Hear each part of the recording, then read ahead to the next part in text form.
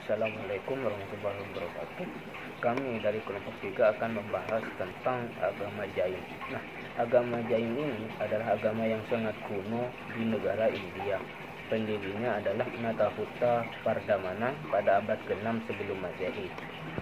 Nah, agama ini muncul pada akhir zaman Brahmana, di mana pada saat itu terjadi perdebatan yang sangat sengit antara orang yang mempercayai tentang adanya Tuhan dengan orang yang tidak mempercayai adanya Tuhan. Sebagaimana agama Buddha, agama Jain ini menolak kekuasaan Weda, sehingga agama Jain ini dianggap sebagai pecahan paham Brahmanisme. Dan agama ini adalah agama yang minoritas. Ia hanya tersebar luas di daerah India saja. Namun agama ini lebih dahulu dibandingkan dengan agama Buddha. Bagi Jainisme, kehidupan di dunia ini diabadikan oleh peralihan jiwa yang secara hakiki telah membuat keburukan dan penderitaan. Tujuan hidup menurut agama Jain adalah mengakhiri siklus kehidupan atau rangkaian kelahiran kembali yang dapat tercapai apabila manusia berhasil mengetahui memiliki pengetahuan yang benar. Ajaran pokok agama Jain itu ada 5 hal yang dibahas dalam pokok ajaran agama Jain ini. Yang pertama adalah tentang kitab sucinya, yang kedua adalah tentang konsep pemikiran mereka tentang Tuhan, lalu konsep tentang alam, ada juga konsep tentang karma, samsara, dan moksa. Dan yang terakhir adalah konsep tentang roh. Kita masuk ke ajaran pokok agama Jainisme ini. Jadi Jainisme ini mempunyai kitab suci yang bernama Siddhanta. Kitab suci Siddhanta ini itu berarti pembahasan, berisi tentang pidato dan pesan-pesan dari Mahavira yang awalnya hanya disebarkan kepada muridnya, kepada para pendeta dan para ahli-ahli agama Jainisme ini melalui lisan. Nah, namun karena ditakutkan penyampaian pidato dan pesan ini tuh akan hilang dan juga akan tercampur dengan agama lain, maka mereka setuju untuk dikumpulkan dan dijadikan sebuah kitab di sekitar tahun 4 sebelum Masehi. Jadi abad keempat, sekitar abad keempat sebelum Masehi, pesan dan pidato dari Mahavira ini dikumpulkan menjadi sebuah buku dan bisa juga disebut sebagai agamas, yang berarti perintah atau ajaran. Dan yang menyusun kitab ini adalah Siddhanta ini adalah Ardhama Gandhi, yang terdiri dari 14 bab atau angas.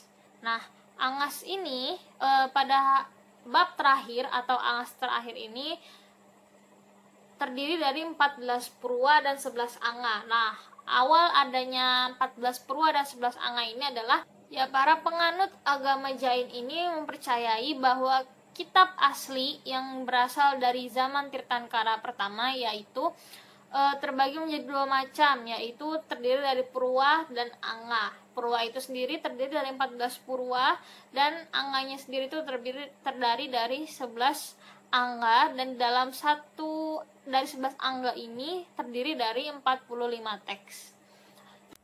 Ya, pada pembagian kitab suci ini ada beberapa perbedaan di setiap sekte, yang mana sekte di Gambara sendiri itu mereka hanya mempercayai adanya 80 angas atau bab dalam. Lalu yang kedua itu ada sekte Svetambara yang mempercayai bahwa kitab ini memiliki 45 angas. Lalu sekte di Gambara. Jadi sekte di Gambara ini adalah sekte yang masih kental dengan ajaran-ajaran dari Mahavira. Jadi mereka itu tidak memakai baju dan tidak memakan makanan yang bernyawa atau daging hewan. Jadi mereka biasa disebut sebagai vegetarian. Oleh karena itu, kitab-kitab mereka itu adalah memiliki kitab yang lebih banyak daripada sekte lainnya. Lalu adanya sekte Svetambara. Sekte Svetambara ini adalah sekte yang telah diperbarui ajarannya. Jadi mereka itu menentang adanya penyembahan berhala, lalu mereka ini itu hanya meminimalisir ajaran-ajaran dari Mahavira. Jadi mereka itu hanya ada 45 angas. Nah, sekte Svetambara ini sendiri dikatakan sebagai sekte yang sesat oleh sekte Digambara karena sudah melenceng dari ajaran-ajaran Mahavira. Lalu yang terakhir ada sekte Stanavaksi. Nah, sekte Stanavaksi ini itu adalah sekte agama Jain yang sudah modern. Mereka tidak mengikuti ajaran Mahavira yang tidak berbusana, akan tapi mereka mempunyai ciri khas memakai busana atau pakaian putih. Nah, mereka hanya ada 33 angas saja dalam kitabnya, karena menurut mereka agama Jain ini harus diperbarui agar dapat mengikuti perkembangan zaman. Ya, setelah tadi kita membahas tentang kitab suci agama Jain ini, lalu kita masuk ke konsep tentang Tuhan. Jadi agama Jain ini sendiri tidak mempercayai adanya Tuhan. Namun agama Jain ini itu tidak bisa dikatakan sebagai ateis, karena mereka itu lebih ke non ateis. Dikatakan agama yang bukan ateis karena agama Jain ini itu mempercayai adanya sosok yang maha kuat namun bukan Tuhan. Sosok yang kuat ini adalah manusia. Nah, mereka mempercayai bahwa binatang, manusia, tumbuh-tumbuhan itu terdiri dari dua, yaitu badan dan roh. Yang mana roh ini akan kekal dan akan terus mengalami hukum pengembalian seterusnya. Jadi akan terus ada. Nah, yang kedua, bahwa agama Jain ini itu menganggap Tuhan ini tidak penting, karena mereka berpikir bahwa manusia dengan segala kemampuannya dapat mencapai keinginan atau mimpi-mimpi mereka atau kebutuhan mereka tersendiri gitu. Jadi agama ini menganggap bahwa Tuhan tidak penting dan bahwa segala sesuatu yang ada di dunia ini, bahkan dunia ini sendiri pun ada dengan sendirinya tanpa adanya bantuan dari Tuhan. Ada konsep tentang alam. Nah, agama Jainisme ini mempercayai adanya makhluk hidup dan tidak hidup. Mereka menyebutnya makhluk hidup itu sebagai Javi dan makhluk tidak hidup itu sebagai Ajavi. Nah, dan Ajavi ini itu atau makhluk tidak hidup ini memiliki 5 substansi. Yang pertama ada benda atau biasa disebut sebagai Pudgala, lalu ada Dharma, terus ada Adharma, lalu ruang atau akasa dan waktu atau kala. Nah, dari kelima unsur ini disebut dan 5 unsur ini disebut sebagai 6 dravya. Jadi 6 dravya ini itu adalah zat yang ada dengan sendirinya. Jadi dravya itu adalah zat yang ada dengan sendirinya dan akan terus ada dan tidak tercampur dengan unsur lainnya. Sebagai contoh, tanah sebagai media, tanah liat sebagai media pembuatan guci. Nah, maka guci tidak akan ada tanpa adanya tanah, dan tanah itu sendiri sudah ada dengan sendirinya. Itulah yang disebut dengan dravya. Substansi jiva dan ajiva ini itu adalah kekal, tidak diciptakan, tidak ada awal dan akhir.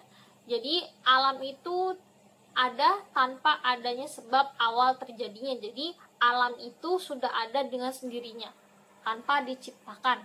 Seperti itu. Lalu ada konsep tentang karma, samsara, dan moksa.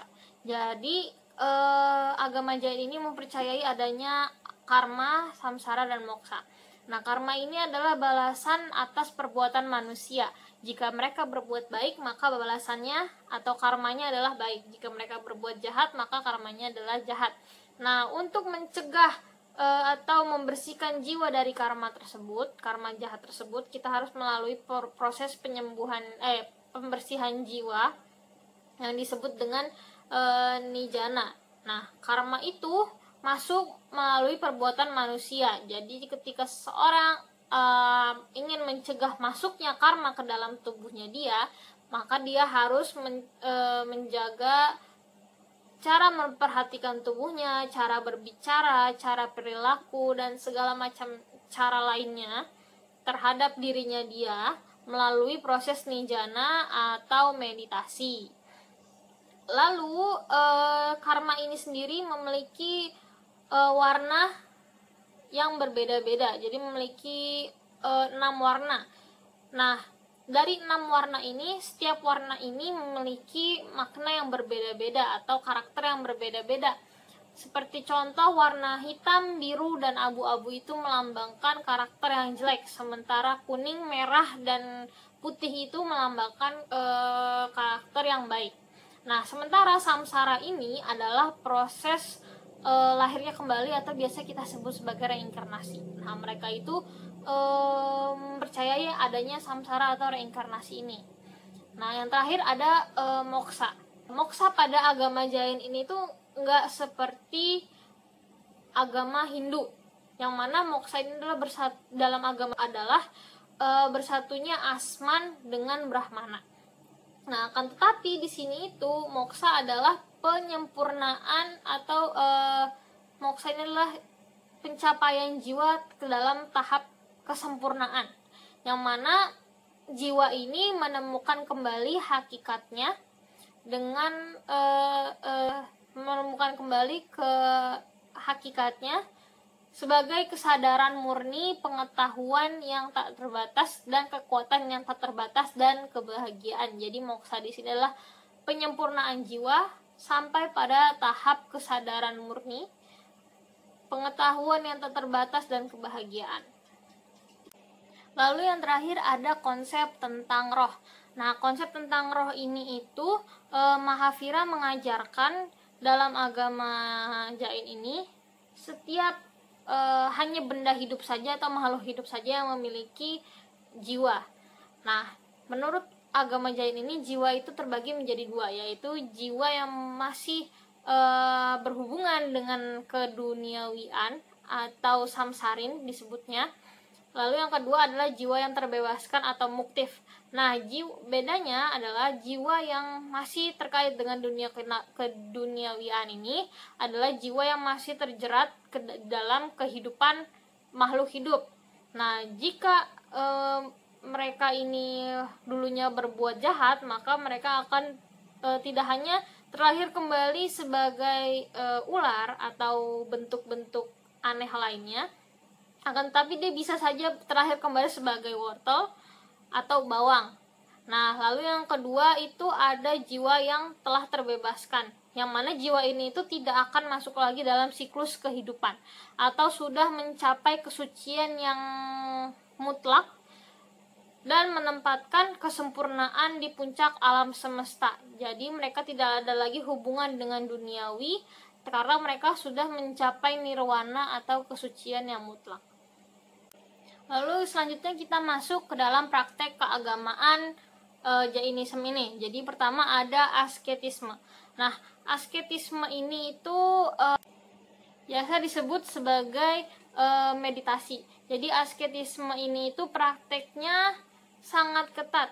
Nah, yang paling utama dari asketisme ini seperti yang dikatakan oleh dicontohkan oleh Mahavira itu pertama adalah jangan membunuh makhluk hidup dan menyakiti makhluk hidup, baik secara pikiran, perbuatan, dan jangan membunuh binatang untuk dimakan. Nah, karena kemampuan manusia itu berbeda-beda dalam menjalankan agama Jain ini, maka dibagilah menjadi dua golongan. Yang pertama adalah golongan khusus, yaitu golongan yang berisi pendeta, orang-orang pertapa, dan yang mampu melakukan ritual pelatihan jiwa yang cukup berat. Nah, yang kedua itu adalah golongan umum, yaitu mereka yang tidak melakukan ritual yang berat, tapi mereka itu menyanggupi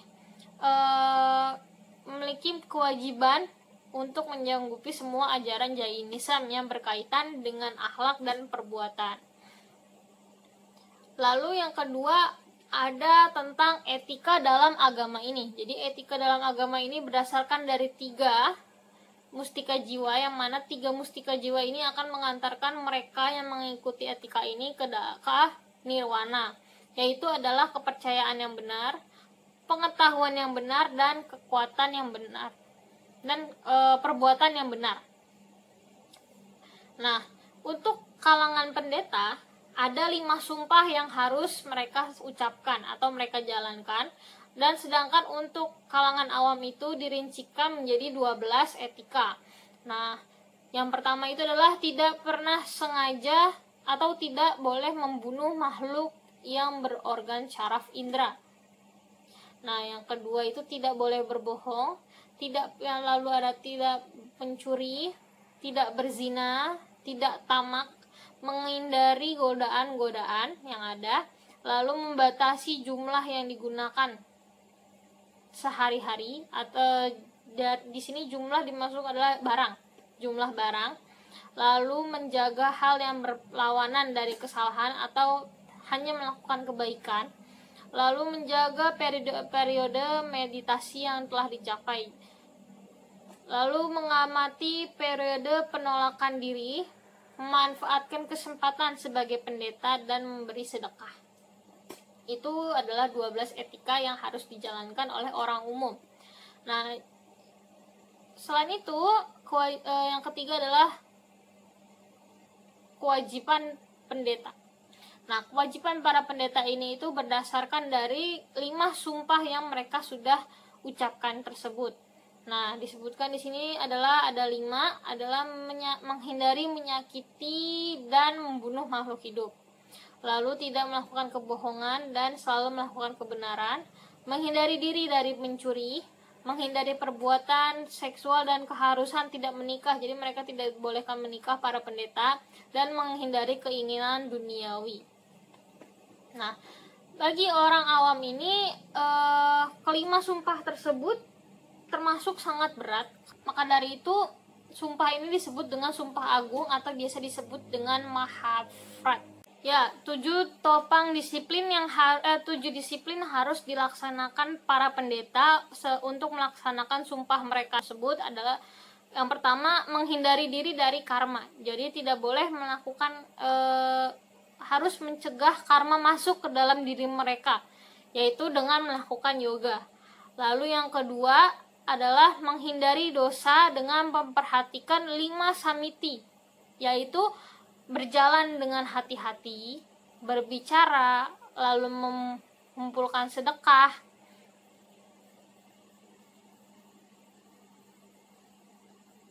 mengambil dan meletakkan barang, dan menggosokkan tubuh. Nah, yang ketiga itu adalah memiliki 10 kebajikan tertinggi atau utama, yaitu memiliki 10 kebajikan tertinggi atau yang bisa disebut dengan utama dharma, yaitu kesabaran, kelembutan hati, ketulusan hati, kesucian, kesederhanaan, bebas dari duniawi, kemurnian dan kemurnian hati, merealisasikan kehidupan suci yang benar-benar dengan 12 refleksi yang disebut anupreta, yaitu sifat kefanaan terhadap dari semua, ketidakberdayaan manusia dan penderitaan dunia dan lain-lain. Lalu yang selanjutnya ada menjaga jalan hidup untuk mencapai kesempurnaan hidup. Lalu yang kedua, mencegah diri atau mengontrol tingkah laku dari dosa. Lalu menjaga kehidupan, lalu melakukan kehidupan asketik atau kehidupan praktik keagamaan selanjutnya yaitu ritual. Ritual yang pertama yaitu disebut dengan ritual Sangika. Ritual ini yaitu berlatih ketenangan jiwa dengan cara bermeditasi selama 48 menit. Ritual yang kedua yaitu ritual Catur Vinsati, yaitu pemujaan 24 Tirthankara setelah mencapai Sambak di Samayik. Ritual yang ketiga, ritual Vandan, yaitu penghormatan kepada pendeta dan guru. Ritual yang keempat yaitu praktik Ramana, yaitu pertobatan dengan cara mengakui dosa yang telah dilakukan. Ritual yang kelima yaitu ritual Pratyayana, yaitu penolakan kegiatan tertentu untuk mengurangi karma. Ritual yang terakhir yaitu Kayat Sarya, yaitu meditasi jiwa. Praktek keagamaan selanjutnya yaitu praktek puasa. Puasa dalam agama Jain ini dilakukan pada hari tertentu. Tujuan puasa ini adalah sebagai penebusan dosa. Jenis puasa dalam agama Jain yaitu antara lain, yang pertama puasa penuh, yaitu tidak makan dan minum secara penuh dalam jangka waktu tertentu. Puasa yang kedua yaitu puasa sebagian, yaitu makan lebih sedikit dari yang dibutuhkan untuk mencegah lapar. Puasa ketiga disebut dengan fruti sanskepa, yaitu membatasi jenis makanan yang dimakan. Dan yang keempat yaitu puasa rasa, disebut dengan rasa parityaga, yaitu menghindari makanan yang disukai. Puasa yang kelima yaitu puasa agung, yaitu beberapa pendeta Jain berpuasa berbulan-bulan dalam sekali puasa. Praktek keagamaan yang keenam yaitu hari-hari perayaan. Yang pertama yaitu Pariyusana, dilakukan setiap tahun sebagai pemurnian diri dengan cara berpuasa. Yang kedua yaitu Mahavira Jayanti, yaitu ulang tahun Mahavira yang dilakukan pada hari ke-13 2 minggu dari bulan Chaitra, yaitu sekitar akhir Maret atau awal April. Hari perayaan yang keempat yaitu Diwali, yaitu peringatan Mahavira mencapai nirwana yang biasa dilakukan pada bulan Oktober atau November. Hari perayaan yang terakhir yaitu Deepavali, yaitu disebut juga dengan festival cahaya, yang melambangkan kemenangan baik dari yang buruk. Lampu dinyalakan 5 hari berturut-turut sebagai tanda harapan umat manusia dan biasa terjadi pada bulan Oktober dan November.